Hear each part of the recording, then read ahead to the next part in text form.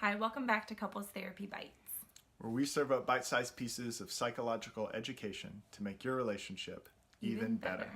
I'm Stephen. I'm Erin. And today we are continuing our week-long series on couples and coping in the midst of grief. And yesterday we talked about this idea that oftentimes in grief your experience with your partner might feel incongruent. They might be grieving in a different way than you are.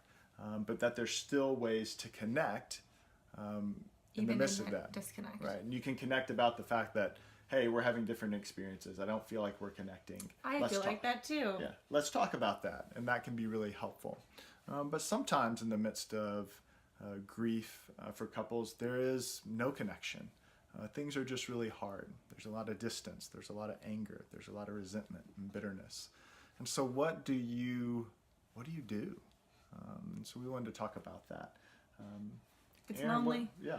It's a lonely place to be. It's a scary place to be. Stephen and I have been there. And it's hard. It's really hard. And we want to acknowledge you in that place. If you are there, it is not a fun place to be. It feels scary.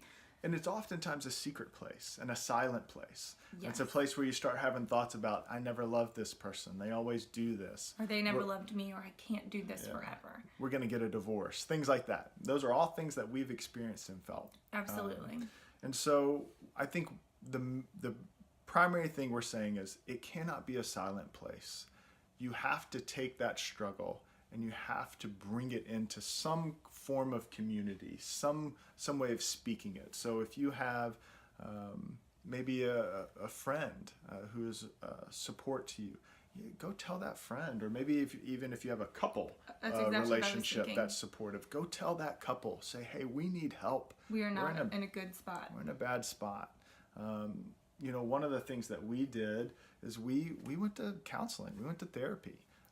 In this past year specifically, but yes. We have been in therapy several times throughout our decade of marriage. But specifically this year, and that might be a little strange. I mean, we're both therapists, and so we oftentimes think, oh, well, we can figure it out. We know what we're doing. But honestly, we had no idea what we were doing this year. And so we really had to sit down with a therapist who could just help us navigate our bitterness and our pain towards each other.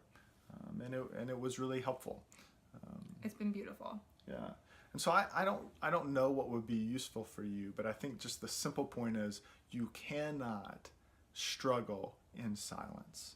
Yes. You must seek help and community because if no one knows what's going on, then there really can't be any help that's given to you. So if you find yourself in a really difficult, dark period with your partner in the midst of grief, what can you do today to not continue to struggle in silence? Yeah, to break the silence. Yeah. How can you bridge that gap with your partner, with a couple, with friends, with whatever your community is? If you have a faith community, maybe it's with that community. Yeah, sure. Maybe it's seeking professional help.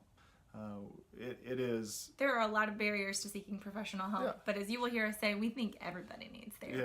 Yeah. So if that is a possibility, for sure do that. So what can you do today to step out of that silence? Let us know.